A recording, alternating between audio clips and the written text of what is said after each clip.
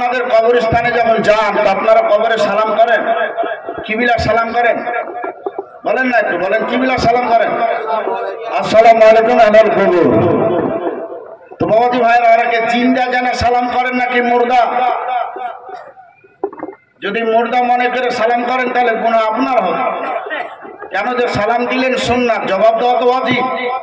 তো মুর্দা মানুষ তো জবাবই দিতে পারবে না, তাহলে জেনে শুনে কেন আপনি গুনাহ করবেন? বাবাজি, আমাদের ঈমান আকীদা হচ্ছে যে আমরা মুর্দা বলে সালাম করি না, আমরা জিন্দা বলেই সালাম করি। তাহলে বোঝা গেল যে এখানে যারা কবরে আছে এরাও জিন্দা। কেন? আপনার যে শব্দ, সেই শব্দটা আপনার বাপ মা যারা কবরে আছে তারা শুনতে পায়। আপনি যে চটি পাই দিয়ে চলেন, সেই চটির যে শব্দ সেটাও শুনতে পায়। আপনি আপনার মা বাপকে যখন জিয়ারত করতে যান, পশ্চিম দিক থেকে পূর্ব দিকে মুখ করে যখন আপনি জিয়ারত করবেন, তা আপনার মা বাপ আপনাকে দেখতে পায়। মা বাপ আপনার জন্য ভালো দোয়া করে, সালামের জবাব দেয়, সবকিছুই তো আমরা প্রমাণ পাচ্ছি। তাহলে আমাদের শ্যামপুর নতুন পাড়া মানুষ ইন্তেকাল করার পরে বদি কবরে তার রূহটাকে নিয়ে যদি জিন্দা থাকতে পারে, আমার নবী মুস্তাফা জিন্দা থাকবে না? আদিজানে মুহতারাম, তো চলে আসুন তো নবী মুস্তাফা সাল্লাল্লাহু তাআলা আলাইহি ওয়াসাল্লাম তাসলিম, তিনি হচ্ছেন জিন্দা হায়াতুন নবী রাহমাতুল লিল আলামিন নবী। তো নবী মুস্তাফা বলছেন যে আমি এই সমস্তগুলো করি, আদম থেকে ঈসা পর্যন্ত যত নবী আছে সবারই সঙ্গে আমি সাক্ষাৎ করি, সালাম কালাম হয়। নবী মুস্তাফা বলছেন সালাম কালাম হয়ে গেল, আরো একটা সবচেয়ে বড় খবর কি জানো? বড় খবর হচ্ছে সারা পৃথিবী থেকে যত মানুষ হজ করার উদ্দেশ্যে আসে, আমি প্রত্যেকটা হাজির চেহারাকে দর্শন করি, প্রত্যেকটা হাজিকে চিনি, তার নাম ঠিকানা সব জানা আছে। আমি নবী মুস্তাফা তাদেরকে দেখি, নবী মুস্তাফা আমি খুশি অনুভব করি। তার মধ্যে আমি দুইটা ভাগে ভাগ করি, একটা ভাগ হচ্ছে জান্নাতি, অপর ভাগ হচ্ছে জাহান্নামী। ইয়া রাসূলুল্লাহ, জান্নাতি আপনি কাকে বলেন?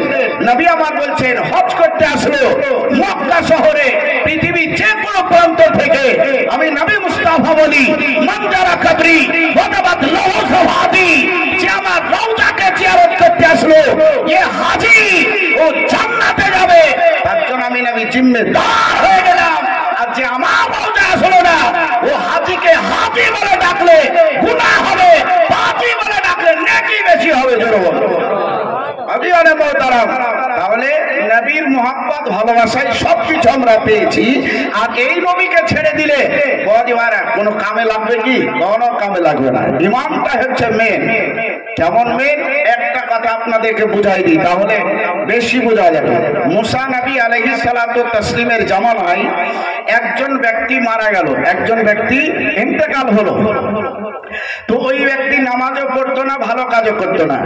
মুসা নবী বললেন এই ভালো মানুষ নয়, খারাপ মানুষ, একে কাচড়ার মধ্যে ফেলে দাও। কাচড়ার মধ্যে ফেলে দেওয়া হলো।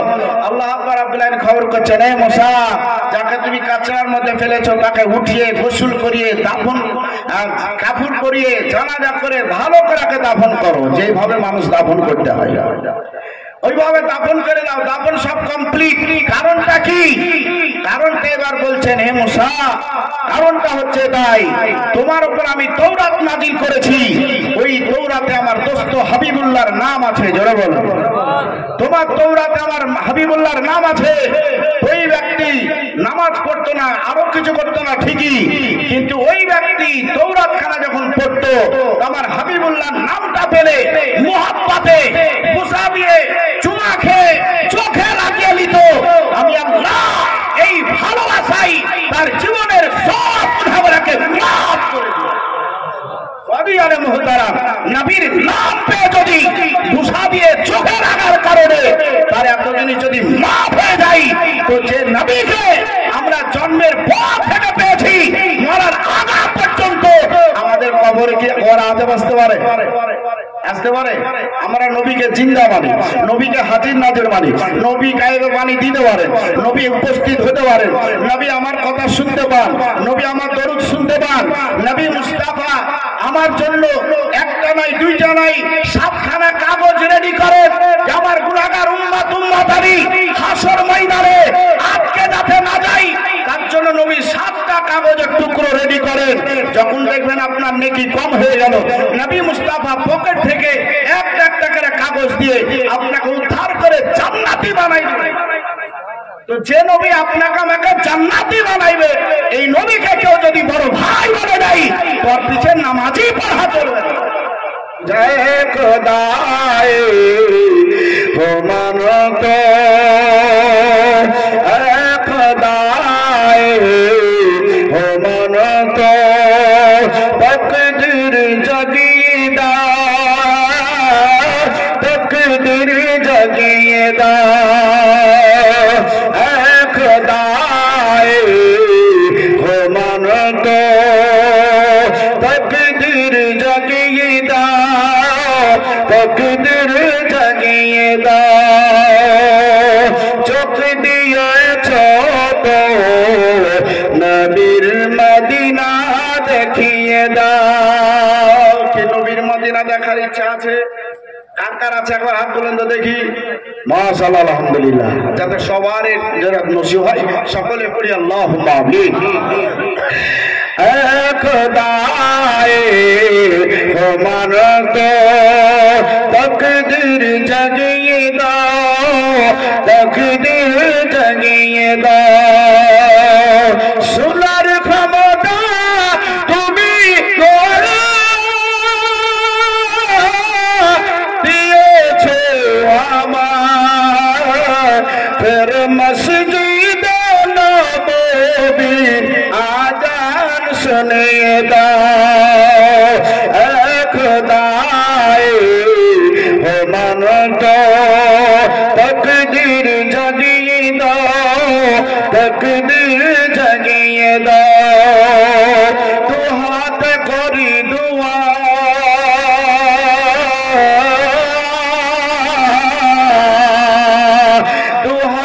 করি দুয়া খোলি আমি করার, সেই হাতে নবীর রওজার জালি ধরিয়ে দাও, সেই হাতে নবীর রওজার জালি ধরিয়ে দাও খোদায়ে ও মানত তকদীর জাগিয়ে দাও। আমার বাদিওয়ারা নবী মুস্তাফা মসজিদে নবী মুস্তাফা সাহাবীদের নিয়ে আলাপ আলোচনা করে, নবী মুস্তাফা সাহাবীদের নিয়ে কথাবার্তা আলোচনা করে। এমন অবস্থায় একজন ব্যক্তি উপস্থিত হয়ে গেল। নবী ও আপনার পদতলে বাপমা করবাল হোক, এই যে আপনার সম্মুখে আমি কিছু মাল হাজির করেছি, এই মালগুলো আপনাকে আমি দিতে আছি, এই মালগুলাকে আপনি গ্রহণ করবেন। অর্থাৎ এই মালগুলা গরিবের জন্য, গরিবকে বিতরণ করে দেওয়া হবে। নবী মুস্তাফার সম্মুখে যখন উপস্থিত করে দেওয়া, আমার নবী মুস্তাফা সাল্লাল্লাহু আলাইহি ওয়াসাল্লাম সেই মালগুলা নিয়ে নিজের কাছে রাখবে। কিন্তু বাদি সময় কমের কারণে আমার নবী মুস্তাফা বলতে আছি, এখন তো সেগুলাকে বিতরণ করা সম্ভব নয়, মালগুলা তো এখন দেওয়া সম্ভব নয়, সময় হলে সেই মালগুলাকে বিতরণ করতে হবে। আমার বাপজিরা ভাইরা শোনো, আমার নবী মুস্তাফা সাহাবীদের মধ্যে একজন সাহাবীকে নির্বাচিত করলেন, যার নাম হচ্ছে আব্দুর রহমান। ও বাপজি ভাইরা আমার, আব্দুর রহমান এ আপনার বাপ মায়ের নাম দেওয়া ছিল, কিন্তু দেখেন বাদি আমার তার নামটা অন্য একটা নাম আছে। সেই নামটা হওয়ার কারণটা কি একটু আমরা আগে সেটাই ফলো করি। আমার নবী মুস্তাফা সাল্লাল্লাহু আলাইহি ওয়াসাল্লামের আজকে মহব্বতকারী আব্দুর রহমান, আমার নবী মুস্তাফার ভালোবাসাকারী। কিন্তু দেখেন বাদির আমার নবী মুস্তাফার সহবাতে থাকতো, নবী মুস্তাফার নিকটে থাকতো, নবী মুস্তাফার কথাগুলোকে শুনতো। আমার নবী মুস্তাফার কথা শুনে শুনে একটা দুইটা নয় গো, টোটাল 7 লক্ষ হাদিস মুখস্থ করে নিয়েছিলেন। জোরে বলুন সুবহানাল্লাহ। আমার বাপজি ভাইয়ের আমার, কিন্তু দেখেন তার কাছে একটা জিনিস সবচাইতে বেশি প্রিয় ছিল, ওর কাছে একটা বেশি প্রিয় ছিল, সেটা হচ্ছে বাদি ভাইয়েরা বিলাল। এই বিলালটাকে নিয়ে বেশি আনন্দ করত, বিলালটাকে নিয়ে বেশি ভালোবাসত, খাওয়া দাওয়া করলে নিজের পার্শ্বে থাকতো, কিন্তু চাদর গায়ে দিয়ে নবী মুস্তাফার কাছে যখন উপস্থিত হয়ে যায়, আমার নবী জিজ্ঞাসা করতে আছেন, ও বিলালের বাপ, বলতে আছেন ইয়া রাসূলুল্লাহ, নবী আমার বলছেন তুমি আমার কাছে ছুপাইতে পারো না, জোরে বলো, আমার কাছে তুমি লুকিয়ে রাখতে পারো না, তোমার চাদরের তোর একটা বিড়াল আছে, তার জন্য আমি তোমাকে বিড়ালের বাপ বলে ডেকেছি। অর্থাৎ তার নাম হয়ে গেল আবু হুরায়রা। আবু হুরায়রা, এ আবু হুরায়রা, তোমার কাছে বিড়াল আছে, বিড়াল সবচাইতে বেশি তুমি পছন্দ করো। আমার নবী মুস্তাফার মুখ দিয়ে যখন কথাটা বের হয়ে গেল, আব্দুর রহমান বলতে আছেন খোদার কসম করে বলি, আমার নবী মুস্তাফা যখন আবু হুরায়রা বলে আমায় ডাকলো, আমার মায়েরা শোনো, নবী মুস্তাফার মুখে যখন এই নামটা বের হয়ে গেল, নিজের বাপমার যে নামটা ছিল সেটাকে বাদ দিয়ে আমি নবী মুস্তাফার নামটাই পছন্দ করে দিয়ে আমি যতগুলো হাদিস লিখেছি, আমি যতগুলো হাদিস আজকে এইভাবে পাতায় রূপান্তর করেছি, আমি নবী মুস্তাফার নামটাই দিয়ে দিয়ে আমি হাদিসগুলোকে কমপ্লিট করেছি। ও মুসলমান, এর আজকে কথাবার্তা আমরা শুনেছি। আবু হুরায়রা তিনি বলেন, আমি একটা হাদিস শরীফ লিখার আগে আমি করতাম কি, নিজে ওযু করে নিতাম, আমি 2 রাকাত নফল নামাজ পড়ে নিতাম, তারপর একটা হাদিস শরীফ আমি লিখতাম। খুব চিন্তা ভাবনা ছিল, আবু হুরায়রা রাদিয়াল্লাহু তাআলা আনহু আমার নবী মুস্তাফার কাছে, আমার নবী মুস্তাফা বলতে আছে, ও আবু হুরায়রা, এই মালগুলা জোগাবার মতন তো কাউকে দেখতে পায় না, আমি তোমাকে দায়িত্ব দিতে আছি, মালগুলাকে জোগাও। আবু হুরায়রা বলতে আছেন, ইয়া রাসূলুল্লাহ, আপনি যখন আমায় দায়িত্ব দিয়েছেন জোগাবো, কোনো চিন্তা নাই। আবু হুরায়রার মনে হচ্ছে এটাই, সকালবেলায় হয়তো মালগুলা বিতরণ হয়ে যাবে, কিন্তু রাত্রিকালে কি হলো, ওই রাত্রিকালে দেখলো বাজি নামাজ পড়ার পরই তাহাজ্জুদ নামাজ পড়ার জন্য এবার যখন রেডি হয়ে যাচ্ছে আল্লাহু আকবার বলে, বলতে ভাইয়ের আমার, তার সেই সময় একজন ব্যক্তি ওই মালগুলাকে চুরি করার জন্য উপস্থিত হয়ে গেছে। মালগুলা আপনার দেখেন ব্যাগের ভিতর লোড করতে আরম্ভ করেছে। আবু হুরায়রা বলেন, আমি সালাম ফিরিয়ে দেখি একটা চোর সেই মালগুলাকে ব্যাগ করতেছিল, আমি যাবার পরে তার পিছন দিক থেকে তার কলারটা ধরে নিলাম। এই চোর, নবী মুস্তাফা আমাকে দেখভাল করার দায়িত্ব দিয়েছে, আর তুমি আসার পরে চুরি করতে আছো, এটা হচ্ছে নবী মুস্তাফার মাল। চোর যখন ধরা পড়ে গেল, বলতে আছে আবু হুরায়রা, আমি ভুল করেছি, কারণ যে আমি হচ্ছি অসহায় গরিব দারিদ্র মানুষ, আমার পেটে খাবার নাই, বাচ্চা বিবিদের খাবার নাই, তার জন্য আমি মালটা চুরি করতে এসেছিলাম।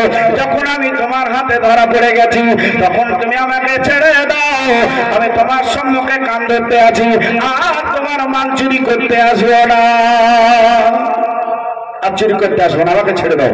আমার বাবাজি ভাইয়েরা, কোন রকম ভাবে সকাল গেল, খুব শর্ট করে কিছু আপনাদের শোনাবো, শর্ট করে বাবাজি ভাইয়েরা সকাল হয়ে গেল। আচ্ছা বলেন তো, মসজিদে আগে মুয়াজ্জিন আসে নাকি মুসাল্লি?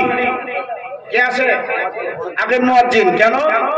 নামাজিদের ডাকবে তার জন্য। আসার পরে দেখে নিল মাইক তো ঠিক আছে, বাবাজি ভাইয়েরা একবার ওযু সযু করে নেওয়ার পরে কানে হাত দিয়ে ডাকছে,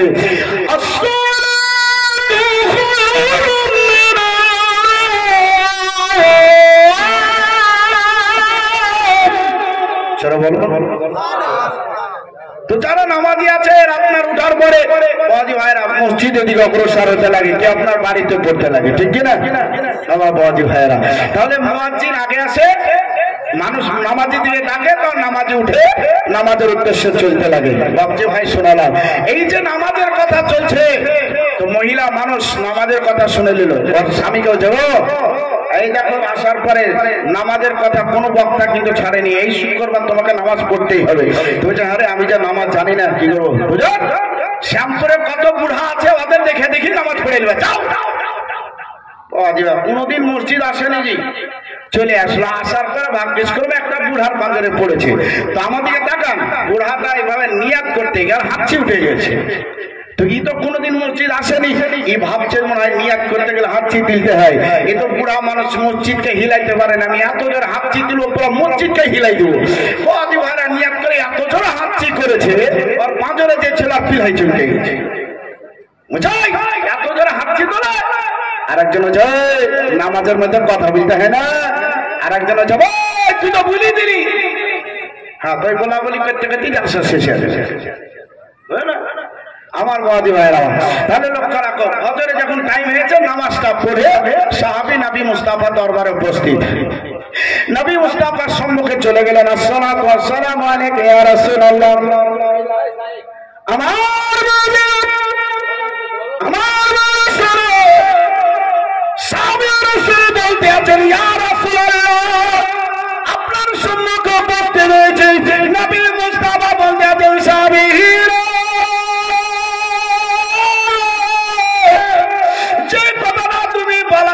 আমার কাছে উপস্থিত হয়েছ, আমি নবী মুস্তাফা তোমাকে বলবো কি?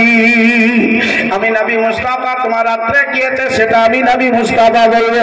সাহাবী বলতে আছেন, ইয়া রাসূলুল্লাহ কিন্তু আপনার আমার মতন হলে পরে বুঝতে যে রাত্রে তো আমি দেখেছি, তো আপনি কেমন করে বুঝবেন? ঠিক না, বলবে না? কিন্তু সাহাবীদের দেখেন ইমান। ইয়া রাসূলুল্লাহ হয়েছে তো আমার চোখের সম্মুখে, আর আপনি বলবেন, তাহলে আপনি বলুন, আমি সাহাবী রাসূল একটু শ্রবণ করি। নবী আমার বলছেন, সাহাবী রে, যেই চোরটা তোমার কাছ থেকে ক্ষমা চেয়ে নিয়ে বের হয়ে চলে গেছে ও আজকে আবার আসবে।